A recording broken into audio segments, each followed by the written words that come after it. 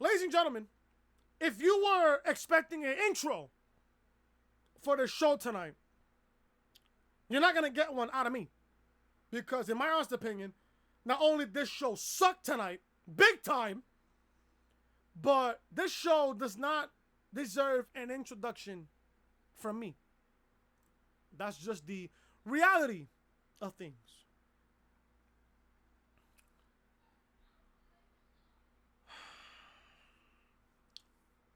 First things first, I want to address the fact that X3, you're a fucking virgin. Nadine, you're a fucking slut. And Lizzie, you're a fucking retard. Hot start to this review, right? Hot start, right? There you go. Hot start to this fucking review. Hot start. I'm in some mood tonight, folks, because of the fucking show that we got tonight. Now, Monday Night Raw tonight. Oh, and by the way, if you are an Alexa Bliss fan, I do not consider you as a wrestling fan. I do not consider you a wrestling fan. We'll talk about that when we get to Alexa Bliss's part of the show against Becky Lynch. Oh, we'll talk about that, all right? Oh, we will. Monday Night Raw review tonight. I'm just going to try to stay calm, try to stay proactive, try to stay relaxed because I am in some mood tonight. And you can thank the show tonight, but at this point, I don't give a fuck at all. If you guys thought that Monday Night Raw was terrible, sleep-inducing, boring, made no type of sense, a lot of logic gap tonight, hit that thumbs up. But I will commend Raw, and I cannot believe I'm saying this. I gotta commend Monday Night Raw tonight for building to a SummerSlam. That's it. And the part where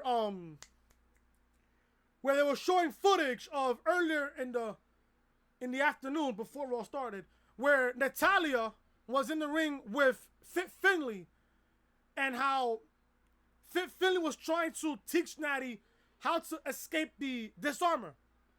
The behind the scenes joint, the ring thing that was going on with Fit Finlay and Natalya, and a few enhancements that I gotta give them credit on.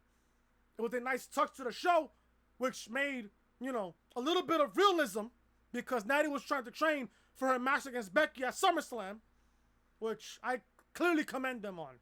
So kudos to the company for that. And also the fact that they built to a SummerSlam, which I'm completely okay with. I would love to know, why is people defending this show on a weekly basis? Do I have to repeat this shit again? Seriously. If you people are defending the show, do you think you're going to get noticed by a superstar? No. You think that you're going to get a small commission out of Vince's pocket? No. You think Vince is going to send money to your PayPal account or your Chase account or whatever the fuck account that you have? No. The only thing that Vince cares about is the money in his fucking pocket and the money in his bank account. You think Vince cares that you love the show? No. If I'm Vince right now, and I've said this many times before, the one thing Vince has to worry about is AEW. All Elite Wrestling. All Out is literally right around the corner. We're literally a month away from All Out on August 31st. I will say this right now. And I'm going to take a long Hail Mary shot at this. I am. Because that's how I am. That's how I run shit here. If CM Punk shows up at All Out, or the first television show on October 2nd, when AEW goes on TNT, Vince will have the biggest shitstorm of his entire life. You thought that the Monday Night Raw Wars, you thought that the Monday Night Wars was bad. Wait till CM Punk shows up for All Elite Wrestling. Just wait on it. Just wait on it. Then, where's the people going to be at defending this show on a weekly basis after that? Where? You know what show is going to steal the entire month of August? All Law's a possibility. I think they can. NXT UK TakeOver Cardiff? Possibly can. SummerSlam? If you think that SummerSlam is going to steal the show in the entire month, you're a fucking idiot. You're a bigger idiot than I thought you were. The show that's going to steal the entire month of August and have people talking is NXT TakeOver Toronto. It's NXT TakeOver Toronto.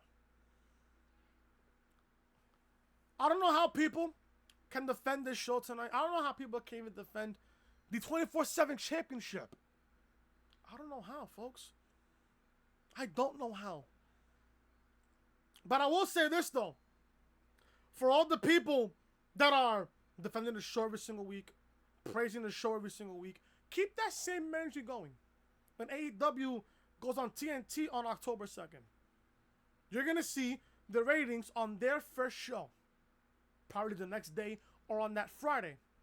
You're going to watch the ratings for AEW on TNT the same week.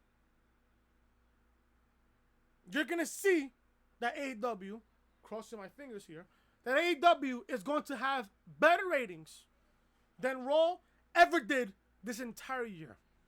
Yeah, sure, last week Raw did a 3.3 million rating last week, but that was the highest rating in the past 11 months.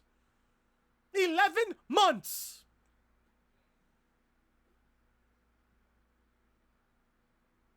Okay.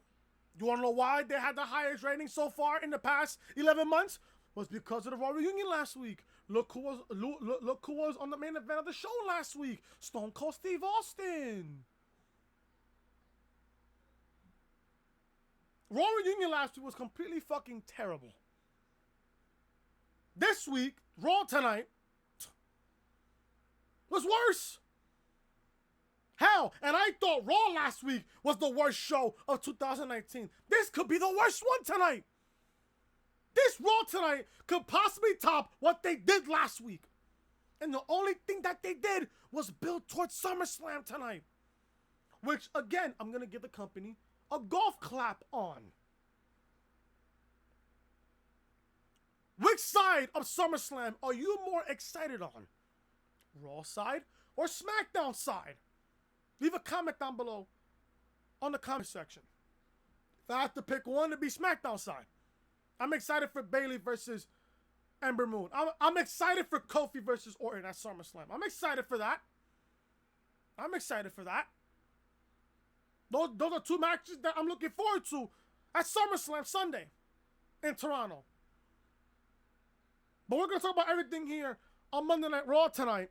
This show was...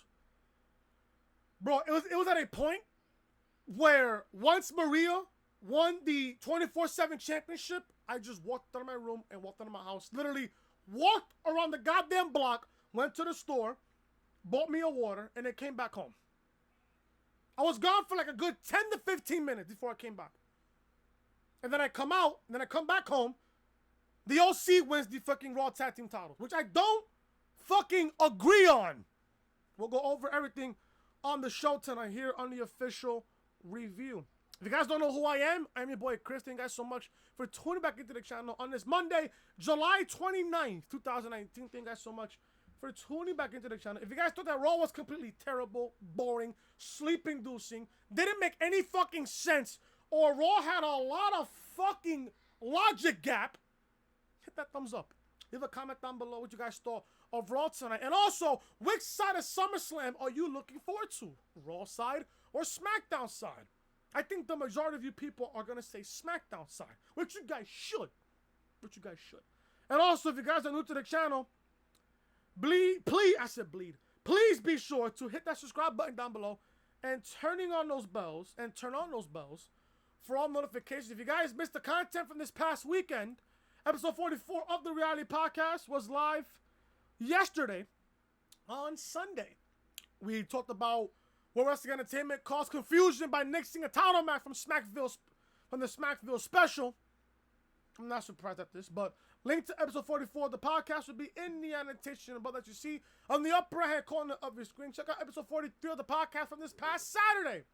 Vince McMahon throws shade at AEW's content during investors call. Vince said this, and I quote, "I can't imagine TNT will put up with that. Yet people in the community, people like Seth Rollins and Roman Reigns say that AEW is no competition to WWE.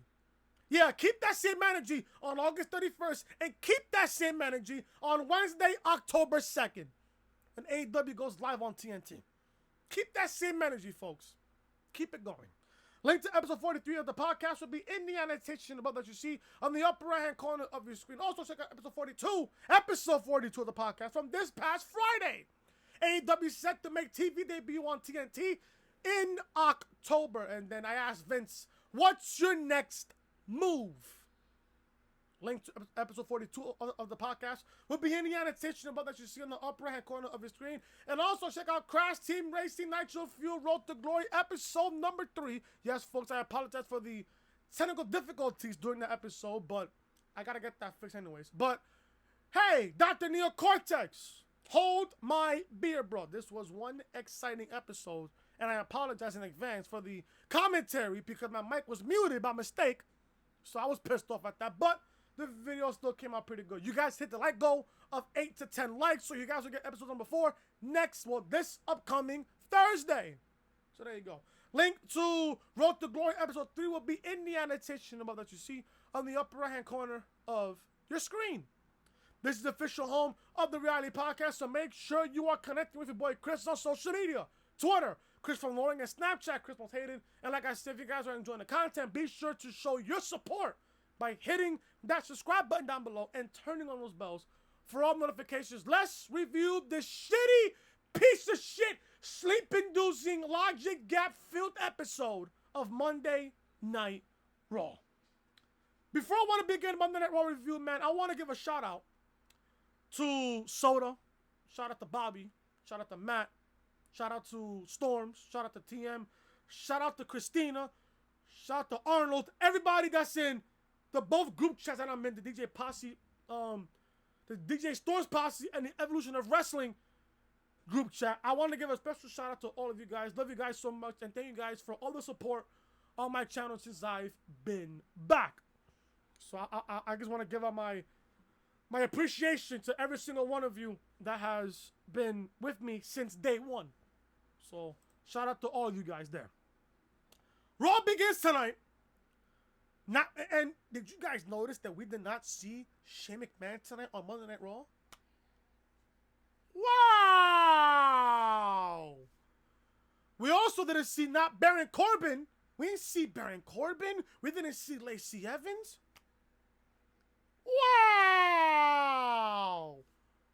If you guys know where I got this from, you're a big wrestling fan if you know where I got that from. So there you go. So Raw began tonight with a promo video of all about the 24/7 Championship, showing some of the best highlights since the title was introduced back on May the 20th. The 24/7 Championship, folks, is a fucking joke. A big-time joke. We go live to the arena, and the ring is surrounded by jobbers, by, like what JD likes to call, Titus Catering. Shout out to JD, by the way, man. One of my favorite. Listen, if you guys haven't subbed to JD, go sub to him, man. JD, in my honest opinion, he's the best wrestling YouTuber there. He's my favorite. I've been subbed to him since 2016. So, shout out to JD, bro. Drake Maverick and his wife come down to the ring for this mixed tag team match against Carmella and R-Truth.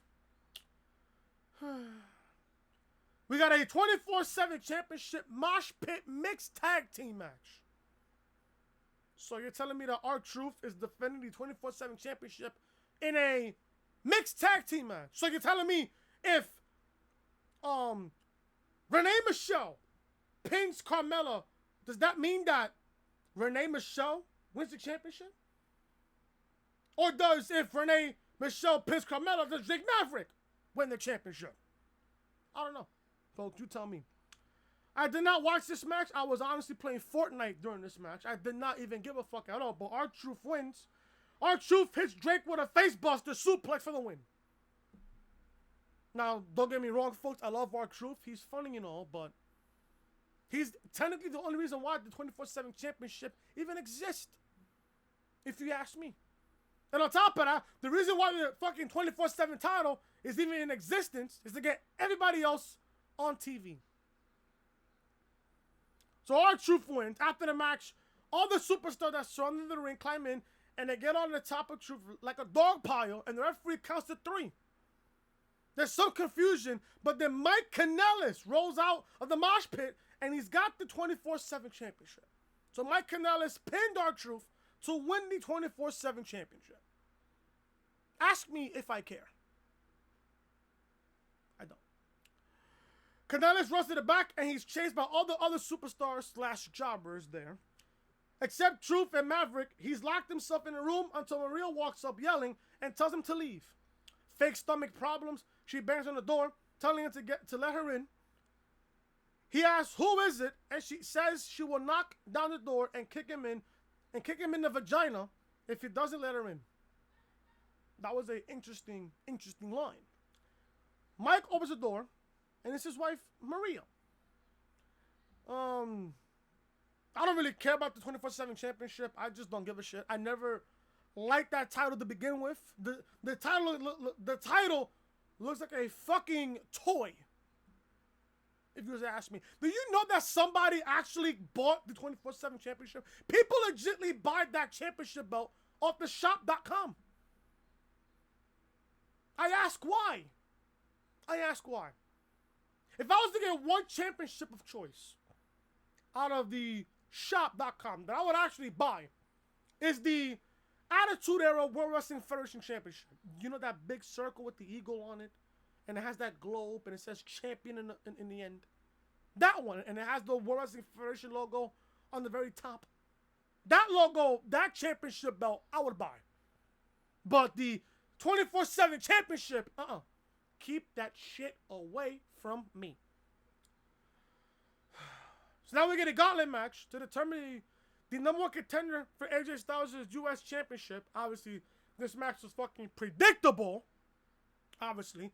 But Ray's the first man out, meaning Ray will have to defeat 4 other superstars if he looks to get the title opportunity. He ends up facing Cesaro. And I'm not going to lie to you, I love Cesaro. But the fact that he's beaten Aleister Black, that Aleister Black has beaten him not once but twice, why is he even in contention for a championship?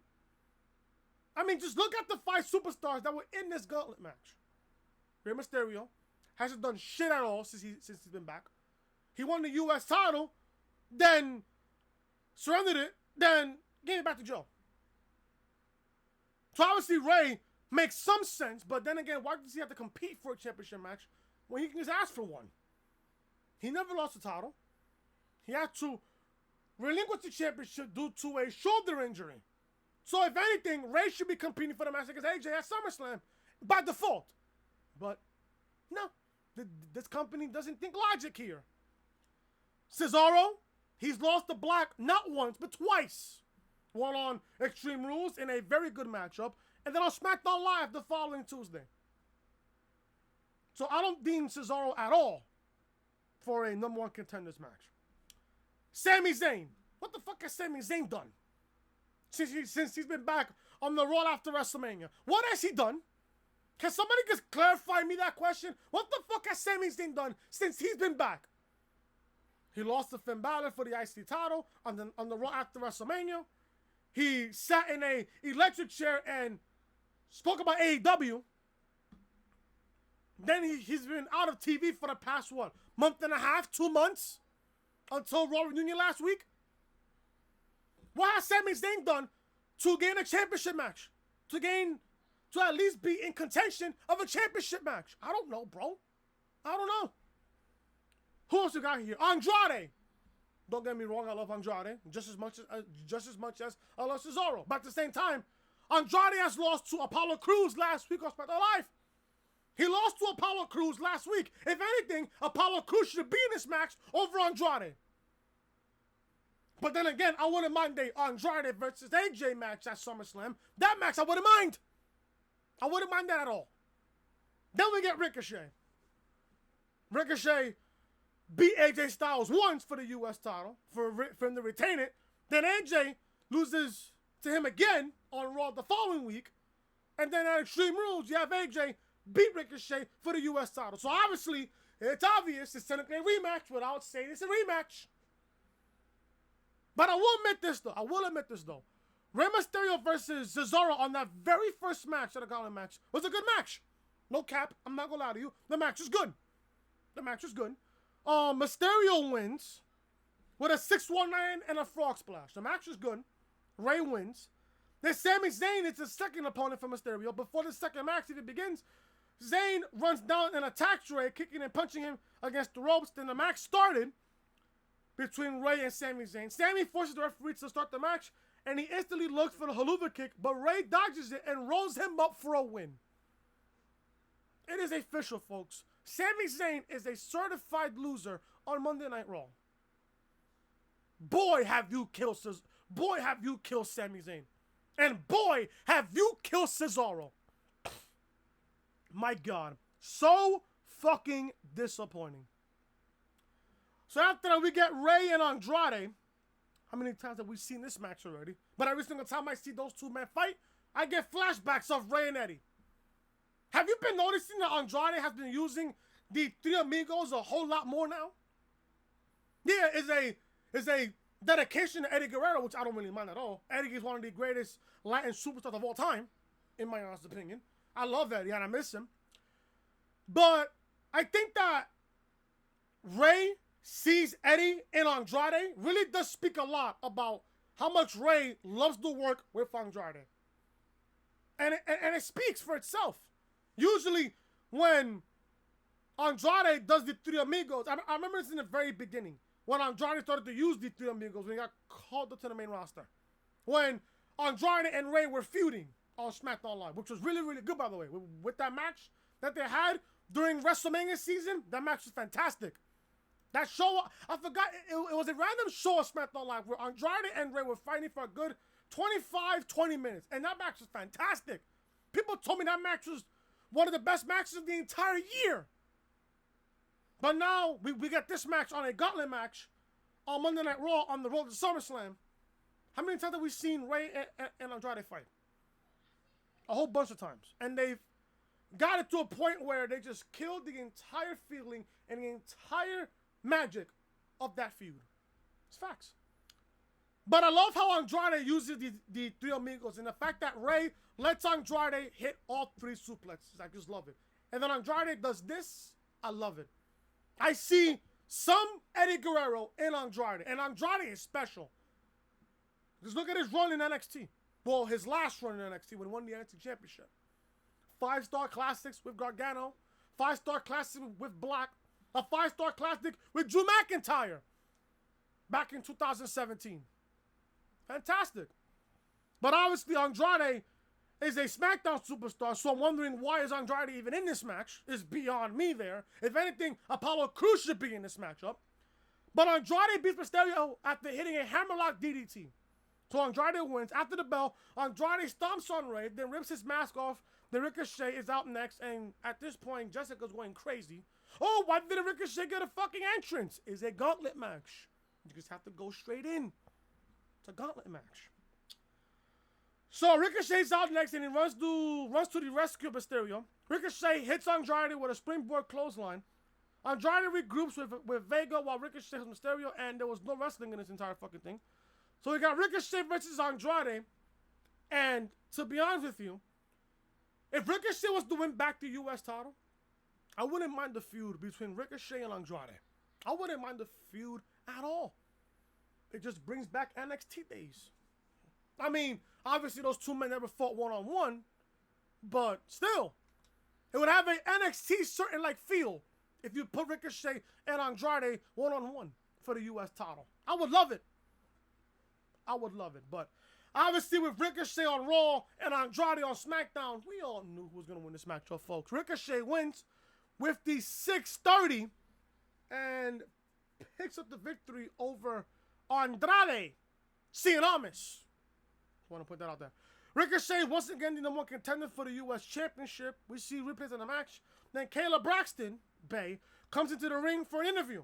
Ricochet says when he beat Samoa Joe to become the U.S. champion, nobody could believe it. But if there's anything he's learned in his career is that people only believe what they see. So at SummerSlam, when he beats AJ Styles, then everyone will believe in him again. And so will he. We see AJ laughing backstage. The Gauntlet match wasn't even that bad. The first match wasn't even that bad at all. The last match between Ricochet and Andrade was a really good matchup. I would love to see those two men feud, but this was pretty much predictable because Andrade is a SmackDown superstar and Ricochet is a Raw superstar, so we already know who's going to win this matchup at the end of the day. Excuse me while I took up my fucking AirPods. They fucking just died just now. All right, so Mike and Maria Kanellis are backstage, and he's so proud of himself. He says he won the title for them, and now she can be proud of him. Maria tells him to get on his back, onto his back, like he usually does. Maria, we all can know why. It's in your belly. We all know why. She says she wants to pin him so that the unborn child has a real champion for a parent. I don't even know where this is going between Mike and Maria Kanellis. I have no idea where this is going. Can somebody please explain to me where the fuck is this going? Please, I would love to know. Where is this going? Mike reluctantly lies down and Maria puts a foot on his chest because obviously she's pregnant, so she can't go down stomach first and pin the guy. So instead, she does the regular thing. She puts her foot on his chest. The referee counts 1, 2, 3. Maria Kanellis is the 24/7 champion. Can I just throw up now, please? Maria is the first ever pregnant champion in WWE, and she walks down the hallway yelling it. Other superstars are watching, and she goats them to attack her. She says this week she'll be at her OBGYN appointment, so someone could pin her during it.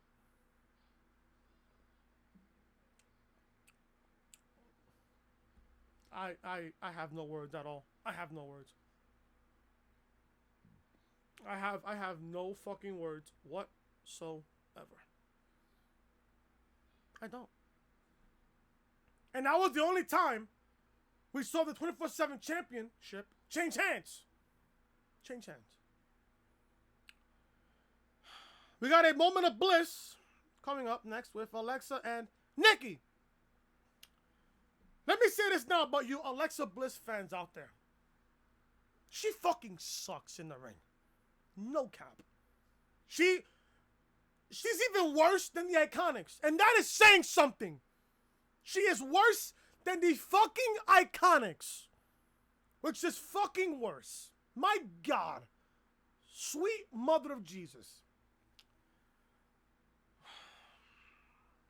Alexa starts off by congratulating Maria winning a title as a pregnant woman. Nikki agrees and says Raw Reunion was inspiring.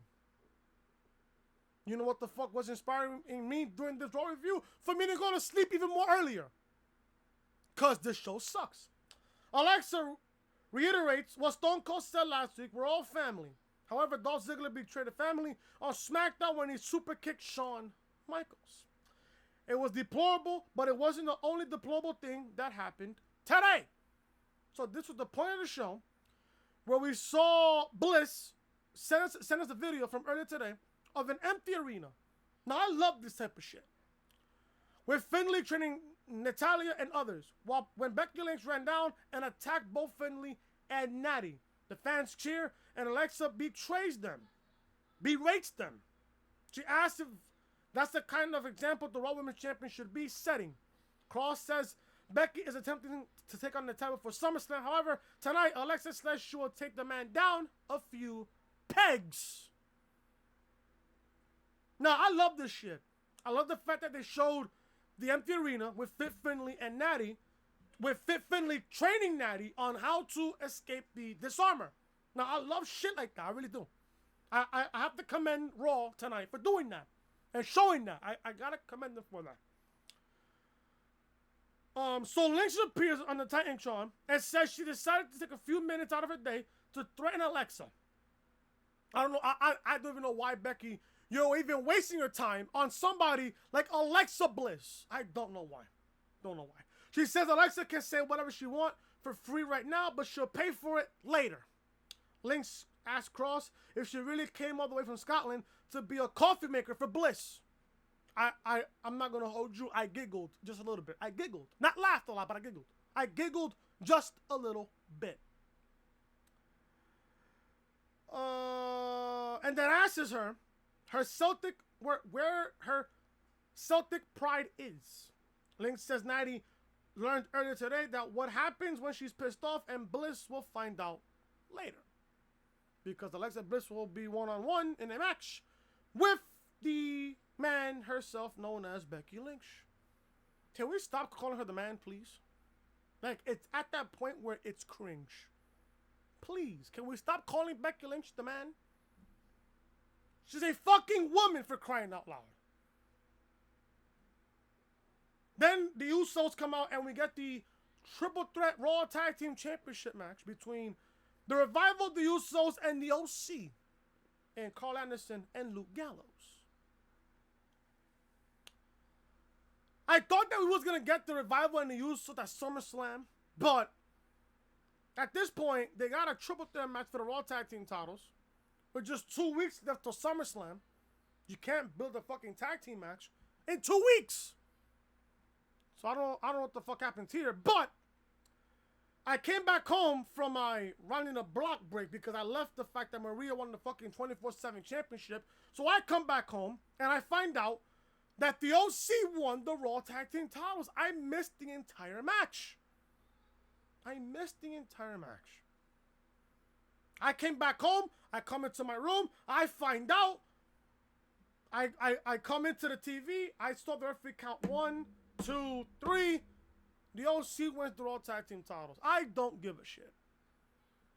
The fact that I gave the OC the Raw Tag Team titles, I completely disagree with this move. Now, Storms, if you're watching, I know you told me that you agree with it, but then again, I don't. And I'm going to say why. You had the OC sign a 5-year deal because AJ Styles said to Vince, oh, if you're not going to use the OC, if you're not going to sign the OC, I'm going to wait till my contract ends and I'm out. So, obviously, Vince is not going to have AJ walking the AEW doors and Tony Khan. Hey, Tony, what's up, bro? So, Vince signed the OC and Gallows and Anderson to a new 5-year contract worth a certain amount of money. And AJ said, we want to use them on TV. We want them featured on TV. So let me get this straight. You have the OC lose to the Usos a few weeks ago on that Raw. A few weeks ago on Raw. Where AJ was just pissed the fuck off. Right? Then, just 2 weeks ago on that Raw. Just 2 weeks ago. Because it's still fresh in our minds here. You had Ricochet beat not one, but both men, Luke Gallows and Carl Anderson, on the same night. In a matter of 7 minutes. You have Ricochet beat both Luke Gallows and Carl Anderson. You bring them to Raw tonight, and you have them win the Raw Tag Team titles. I said this to my buddy Glenn on the phone today while just talking to him because I didn't even fucking bother watching this fucking match, and I'm not gonna go back to it. I told my buddy Glenn that in this company known as World Wrestling Entertainment, wins and losses don't matter. And he asked me in AEW, is wins and losses gonna matter? Yes. Yes, Tony Khan said it himself, Cody said it himself, the Young Bucks said it themselves. Wins and losses in AEW is gonna matter. That's gonna make the difference between AEW doing good and World Wrestling Entertainment doing bad. It's a difference. Wins and losses are gonna matter in AEW. Right now, in World Wrestling Entertainment, wins and losses don't matter. So you have the OC win the Raw Tag Team titles. Yeah, they lost to Ricochet 2 weeks ago in individual matches. Ricochet versus Luke Gallows and Ricochet versus Carl Anderson. Yet they win the Raw Tag Team titles? I ask why. I ask why.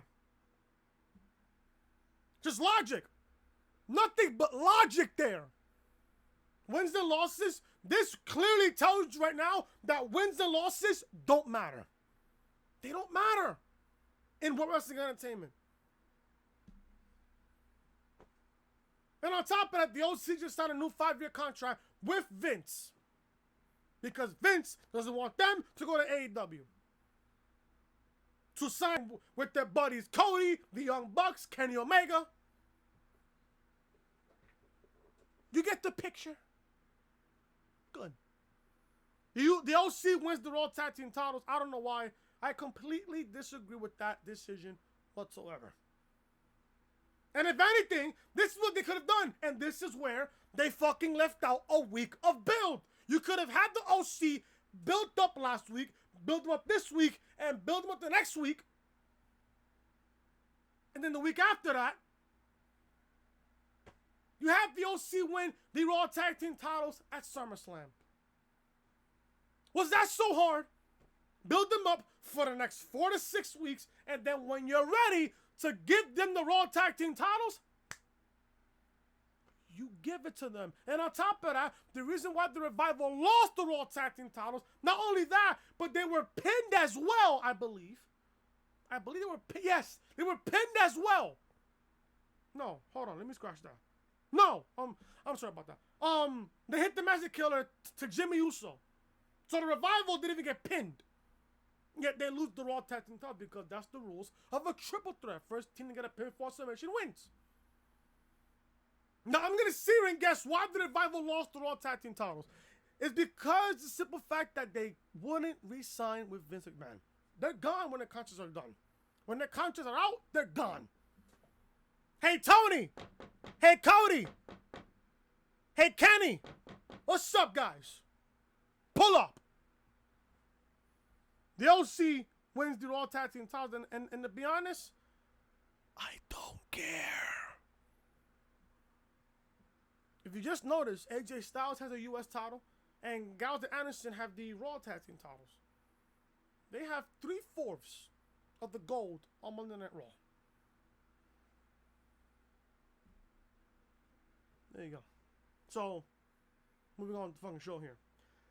Anderson and Gallows take the titles and tuck tail.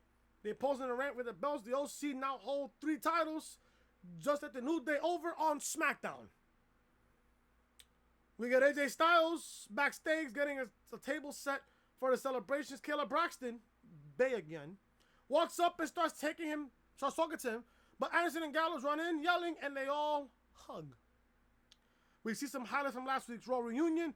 Next, we see a replay of Shawn Michaels getting attacked by Dolph Ziggler on Miz TV. We got the War Raiders, Hanson and Rowe, going up against Cole Carter and Johnny James. You just had the War Raiders last week beat former tag team champions and Zack Ryder and Kurt Hawkins. How you go from putting them in a tag team match last week against former tag team champions to this week against enhancement talent? Like, who books this shit? That there's people on social media that's gonna say, Chris, watch the show for what it is. If you don't like it, don't watch. Suck my dick. I hate those kinds of people. I really fucking do. So people, I'm gonna sit here and assume that you love getting loving your fucking intelligence insulted. I don't. That's why I watch NXT every single week. Because NXT does not insult my intelligence. Monday Night Raw tonight, watching the fucking show, especially in this tag team match between the War Raiders and Cole Carter and Johnny James, insulted my intelligence. You just put the War Raiders in a match last week against former tag team champions. Only for you this week to go up against Cole Carter and Johnny James, 2 nobodies? Who the fuck you thought won this match? Of course, the Viking Raiders win with, I guess, Thor's hammer. Thor's hammer. There you go. The War Raiders win. I don't know.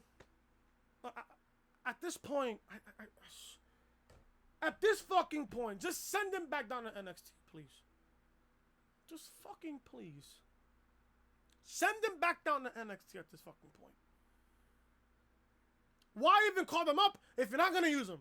Why even call them up if you're not going to build them up? Why? A waste of talent in the War Raiders.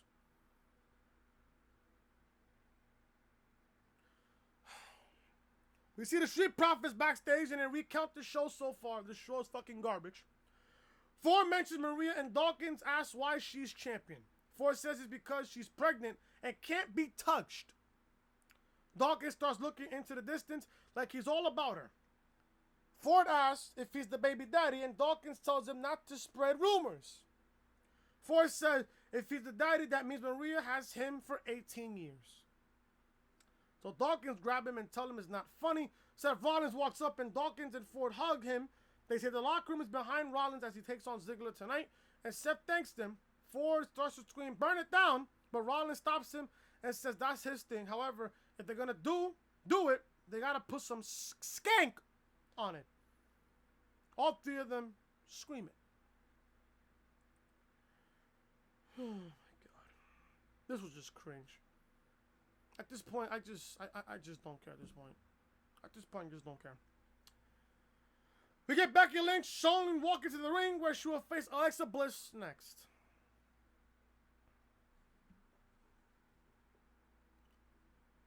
Alexa Bliss, folks, ladies and gentlemen. If you are a fan of Alexa Bliss, you don't know professional wrestling. You don't. If you're a fan of Alexa Bliss, you do not know women's wrestling. As a matter of fact, you don't know pro wrestling, period. This match between Becky Lynch and Alexa Bliss was goddamn awful. Terrible. To a point where I was falling asleep during this match. And if you saw this match, Alexa Bliss tried so hard to not take a bump during this match. Yet, there's people on social media that love Alexa Bliss that's on her fucking twat. Folks, you are not getting any of Alexa Bliss's twat. Just cut that shit already. You're not. Just not. Just cut it. And I gotta be honest with you here. Alexa Bliss is more of a terrible wrestler as the Iconics is. Alexa Bliss's ring work is just as worse as the Iconics. And that's saying something. Alexa Bliss is god fucking garbage. Garbage. Hot fucking garbage. You toss that chick in a fucking dumpster fire, it'll add more fire to the fucking fuel. They stopped the match because Alexa is suffering from an injured foot. They showed the replay of her landing, quote unquote, on her fucking foot. She landed perfectly fine. She landed perfectly fine, folks. Don't believe what you see on television. Alexa Bliss is a fucking trash can of a wrestler. Triggered, mad, pissed off, salty, I don't give a shit. You mad about it? Suck my dick. This match went to a no contest. Becky wins. Ooh.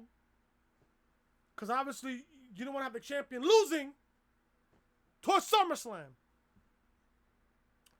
Then, Cross talks trash to Lynch after the match, getting up in her face and asking for a match. Then Becky seems up for it, but we're heading to commercial break. Then we got Becky Lynch versus Nikki Cross. I'm telling you, they have wasted Nikki Cross. I am fucking sorry. They have wasted Nikki Cross to a point where if you try to build it back up as how she was in NXT, I wouldn't even care.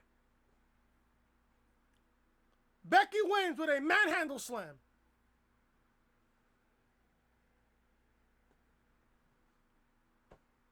Becky wins twice, folks. Do you care? No. Then out of nowhere, Alexa Bliss walks in, or should I say runs in, and attacks Becky Lynch from behind after the match. Her and Nikki beat on Becky Lynch until Natalya comes out. As Bliss and Nikki leave the ring, Natalya goes after Becky and locks in a sharpshooter until she's forced off. I honestly just do not give a shit about this. I really don't give a shit.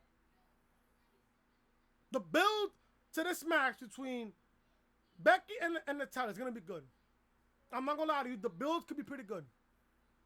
But the match itself at SummerSlam is... Listen, that crowd in Toronto is going to cheer on Natalya. It's going to be an anti-crowd for Becky Lynch. No one's going to cheer for Becky Lynch. Just know that at SummerSlam. No one is going to cheer for Becky at SummerSlam. Just know that now. Know that now. Same way people are going to cheer on Kevin Owens on his match against Shane at SummerSlam. Same way Natalya is going to get cheered on her match against Becky. And Becky, honestly, is just holding the Raw Women's Championship for Ronda Rousey when she comes back. And I would put this out there. I think Ronda will show up at SummerSlam. I think she will. I think she'll show up at SummerSlam in Natalya's corner at SummerSlam. That's just my opinion there. That's just my guess. That is just my guess there. 24/7 champion Maria's backstage, posing for photos with her new title. She tells the cameraman to leave, and then Braun Strowman is nearby. The best thing about this segment was the fact that Braun Strowman didn't even talk. She asks him if he knows what it's like to be pregnant, but he doesn't respond. She says Monster McMahon, then asks why doesn't he show her how big and strong he is. Braun gets angry as she walks away. Like I said, the best thing about this segment was that Braun Strowman didn't even utter a single word. Seth Rollins makes his way down to the ring for the match against Dolph Ziggler. Don't care at all for this match. Shawn Michaels music hits and it's Dolph. He marks Shawn's engine before laughing at the fans. He says we should be thanking him for enlightening them to pathetic people like Shawn Michaels and Goldberg. People are saying that Dolph Ziggler could face Goldberg at SummerSlam. No, I wouldn't even book that match at all. I really wouldn't. I really wouldn't book that match whatsoever. So we got Ziggler saying he is the real show stealer, the main event. Then we get this match between Rollins and Ziggler. Didn't even care for this match. Rollins hits a super kick on Ziggler. And then suddenly, when Rollins was about to kick him down and start stomping, went for the stomp, suddenly Brock Lesnar's music hits and and the beast stomp comes down with Paul Heyman. Ziggler grabs the leg of Rollins as Lesnar storms in the ring and attacks Seth. Lesnar hits 2 German suplexes to Rollins, who then rolls from the ring. Lesnar hits a German suplex on the floor. Brock lifts Rollins, then hits an F5 in the ring post, which was a fucking 6 spot there, by the way, which is a fucking crazy 6 spot. Brock grabs a chair and tosses Seth into the ring. Hold on. Okay. Brock whacks the chair across Rollins' back, then sits down in the chair and watches the former Universal Champion climb to his feet. Brock grabs Seth again, hits an F5 onto the chair, sitting upright, which is a fucking brutal spot there. Brock lifts Seth and gives him another F5 onto the chair before holding his title in the air. Seth is bleeding from the mouth. Brock sets the chair up again, lifts Rollins, and lifts a 4th F5 onto the chair again. Officials come down to stop the attack, and Heyman begs Lesnar to stop. This was the first time that I've seen Paul Heyman tell Brock to actually stop doing a move. Crazy. Brock leaves with his title and Rollins is placed on a stretcher. We come back for commercial break. Back in the arena and Rollins is being taken away on a stretcher. Roman Reigns and more check on him as he's going past. They also put Becky Lynch there also. Lynch was standing there and Roman was standing in the middle. The Usos are attacked by Anderson and Gallows. Then Roman Reigns joins in to help them. but Samoa Joe attacks him from behind. The Usos and Reigns are left lying. The camera runs back to see Seth be put in the ambulance. The ambulance tries to leave, but then stops because Brock Lesnar is standing in front of them. Brock is telling the ambulance to stop. Why is the ambulance stopping? Go! Rollins has eternal injuries. Logic, folks. Why is Brock telling the ambulance to stop?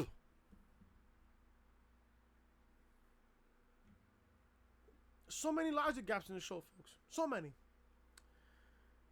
So Brock is standing in front of it. Brock opens the back door and drags Rollins out of the stretcher. Brock rolls the stretcher into a production box, then tips it over. Rollins gets lifted by Brock and F5s and gets F5 onto the side of the stretcher. That was just fucking sick. Absolutely sick. Now, I gotta commend Rollins for sticking with all those spots, but at the same time, we've seen this before. Coming into WrestleMania, we've seen this already. You remember that beatdown that Brock did to Rollins before WrestleMania? This is trying to get the same shit. Except for the fact that it's going towards SummerSlam. Do I believe that Rollins is going to beat Lesnar? No. I would be shocked, though, if Rollins ends up beating Lesnar at SummerSlam. That I'd be shocked. But then again, you got to come and ask yourself this question. You could have had Brock wait to cash in that briefcase until SummerSlam? That's what I want to know. You could have told Brock to hold on to that contract, onto that briefcase until SummerSlam, when Rollins is fighting somebody else, with the legit opportunity for the Universal Championship. Rollins said that he's the fighting champion. You fought Baron Corbin 3 times, and you beat him all 3 times. I don't get it. Now, I gotta ask myself this question. Does Rollins beat Lesnar at SummerSlam? If I was to predict it, no. But then you gotta ask yourself again, if Brock beats Rollins at SummerSlam, who else on the Monday Night Raw roster is even legit enough to beat Brock Lesnar for the Universal Championship? I don't know. I really don't fucking know. But I gotta commend Rollins for going through those 6 spots. I really gotta commend Rollins for that. Those moves were fucking brutal. Especially the F5s on the chair. Brutal. So we're going towards the end of the show here. Thank fucking Christ here. Samoa Joe comes to the ring following a video of Roman Reigns and Usos talking about Hobbs and Shaw. This comes out on Friday. Joe says he regrets to inform us that the Samoa Summit has been canceled. Good! I don't care. And he's perfectly okay with that because he came here to fight, not talk. So if Roman Reigns can, he should come down here so he can continue to beat down he started backstage. Roman Reigns' music hits and the big dog, woo, woo, woo. Oh, Roman! For all those girls out there that are fucking Roman Reigns fans, oh,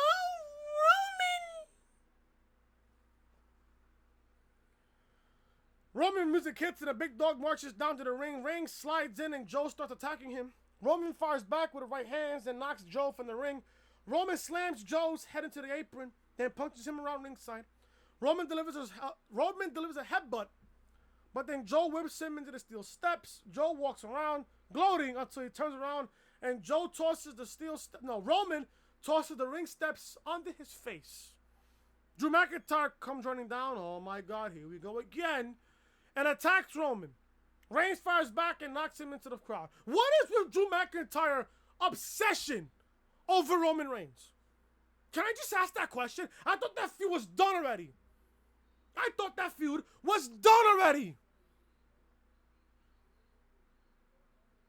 get this. I really don't. Reigns chases Drew through the fans and walks back to the ringside. Joe attacks Roman, and he and Drew get him back into the ring. They kick him down until Cedric Alexander shows up and hits Joe with a springboard clothesline. Alexander hits McIntyre as well, and lifts to dive over the ropes, but Joe intercepts it with a beautiful clothesline that turns fucking Cedric Alexander inside out. My God. McIntyre then drags Alexander up the ramp and suplexes him into the LED wall, then throws him off the stage. Meanwhile, Samoa Joe has dragged Roman up to the announce table. Joe and McIntyre going to slam Reigns through the table until the Usos come in to his aid. The OC aren't far behind, and a huge brawl breaks out. Alexander reappears on top of the Titantron, and he dives off onto everyone below. Nice spot there, I'm not gonna lie to you. Nice spot. Alexander and McIntyre get back down to the ring, and Cedric is attacking him until Gallows and Anderson come down and beat him. Reigns and the Usos reappear and knock Anderson and Gallows and McIntyre from the ring. Then Roman hits Joe with a spear. Reigns, the Usos, and Cedric Alexander celebrate in the ring together to close the show. The only thing that I like about this is the fact that Cedric Alexander is getting main event time. That's the only thing I like. That is just there to be honest with you. Just there to be honest. The only thing about this main event spot that was so exciting was the fact that Cedric Alexander got TV time, especially in the main event, on the last part of the show. I don't mind it. I don't mind it. Hopefully this fucking builds up something for Alexander, but when it comes to this company, you can't really guarantee that at all. I'm going to sit here and guess that we're going to get an 8-man tag at SummerSlam between Joe, McIntyre, and the OC going up against Alexander, Roman, and the Usos at SummerSlam. Or we get this on possibly the go-home show before Monday Night Raw. Or not. I want to be surprised if we get this next week on Raw. I want to be surprised if we get this next week on Raw. Either on Raw next week, the go-home show of Raw, or at SummerSlam. This show sucked, in my honest opinion. If you support the 24/7 championship, you are part of the fucking problem that this company is going through in 2019. If you support the 24/7 championship, I'm going to sit here and assume that you think that AEW is not competition to WWE. That's just the honest truth there. And that's just the facts. I don't even know what to say about the show. The show sucked. The only positive thing that they had tonight was the whole Natalya earlier today thing with the empty arena. I like that little taste of this. To that. Then I like Cedric Alexander getting some more TV time, and then Ray versus Cesaro on the Gauntlet match was really, really good. I loved it. But other than that, this show sucked. I wouldn't go back to the show whatsoever. And I'm going to get the fuck up out of here because I am fucking exhausted. Thank you guys so much for watching. If you guys enjoy Raw Review, hit that thumbs up. I heard a little birdie tell me this. If you hit that thumbs up button, if you hit that like button, Vince McMahon will be out of power of CEO and Triple H will take over. That's what the birdie told me. That is what the birdie told me. So if you want Triple H to take over, hit that thumbs up. Subscribe to the channel if you haven't already. If you guys enjoy Raw Review, hit that thumbs up. Leave a comment down below. What you guys thought of Raw tonight? And if you guys are new to the channel, be sure to show your support by subscribing to the channel and hitting that bell for all notifications. Episode 44 of the podcast, live on the channel right now. Episode 43 as well, live on the channel right now. Episode 42, live on the channel right now. And as well as episode 3 of Road to Glory, that is live on the channel right now. Be sure to show all those videos some love. This is the official home of the reality podcast. I apologize. This is the official home of the reality podcast. So make sure you're connecting with me on social media. Twitter, Chris from Loring, and Snapchat, Chris Most Hated. Like I said, if you guys are enjoying the content, be sure to show your support by hitting that subscribe button down below and turning on those bells for all notifications. There is a 50-50 chance tomorrow there will be a SmackDown live review tomorrow. There's a 50-50 chance there will be a SmackDown review tomorrow. So just be aware of that. Thank you guys so much for watching. I am Chris. Leave a like, comment, subscribe, and share the video all over social media. I will see you guys possibly tomorrow for SmackDown review. Or if not, I will see you guys on Wednesday for NXT review. Till then, I am Chris. Talk to you guys later.